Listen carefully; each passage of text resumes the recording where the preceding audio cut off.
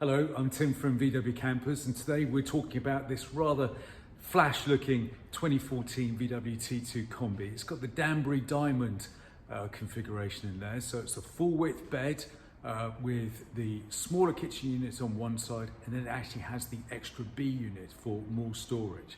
Now this bus has some really unique features. It's got air conditioning, which was built in when the conversion went in back in 2014. It also has light steer pad steering, and it also has Apple CarPlay. And the bus has done under 32,000 miles, and it's in immaculate condition. And at this time of year, with Christmas coming up, what better than a bright red camper van? Let's look at two of those great features that this bus has: the Apple CarPlay and the Eberspacher air conditioning. If I have the engine running as I do just a moment, and I just turn the fans on for the air conditioner, listen, it kicks in. That's the compressor, and it's a 3-speed air conditioning fan.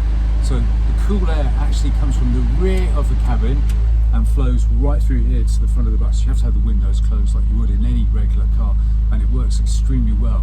This bus has tinted glass as well for the rear 2/3 of the windows, which does tend to keep the cabin a little bit cooler. Apple CarPlay works with Android as well. You've got your usual gadgets, so messaging, you've got DAB radio, FM radio, you've got Bluetooth, which does calls and also music.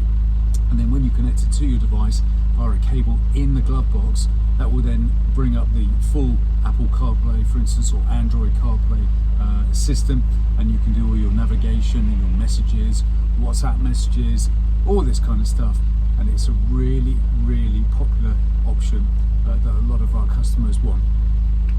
So I suspect that for many years, Danbury used to have people who were buying the diamond configuration, which is the full width bed version, probably saying, well, what can we do about extra storage? And so they came up with this fantastic idea of adding what we call the B unit.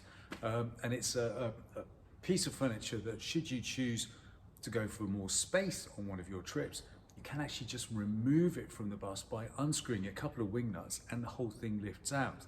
But you would of course retain the standard kitchen unit here for the diamond config. But one of the extra features that this thing has, which is great, is this extended worktop, which when you flip it over like this, gives you an area which is probably not too dissimilar to that you'd find in the Rio conversion. So let's remind ourselves of the camping kit that is a standard feature across most of the Danbury Rio and the Diamond conversions. You get your twin gas hob with grill underneath here. Below that, you're going to get the water tank here that feeds the sink. Now this sink has an optional chopping board on top of it. You see this on a fair number of Danbury converted Kombis in the later years. Then you've got your 42-litre fridge. Extremely good, works on the leisure battery because it's 12 volts, and whether you are running the bus on the engine while you're driving, or whether you're pitched and you're running it on the electric hookup, that's how it gets its power. A couple of extra bits to tell you about this bus. It's got the rear spare carrier, which means that to open the tailgate, you simply move it right out of the way. It also means that the rear mattress is complete from one side of the bus to the other. There's no spare wheel in your way, so slightly bigger bed. And also it has a handy tow bar, useful for pulling a small aluminium trailer, for instance, or for adding a bike carrier. Technically, it's the 1.4 78 bhp Total Flex engine, and we've also fitted a new stainless steel exhaust to this bus, and its cam belt and alternator belt have recently been changed. So this Kombi, like all of the camper vans that we sell, will go through a thorough PDI check, a service.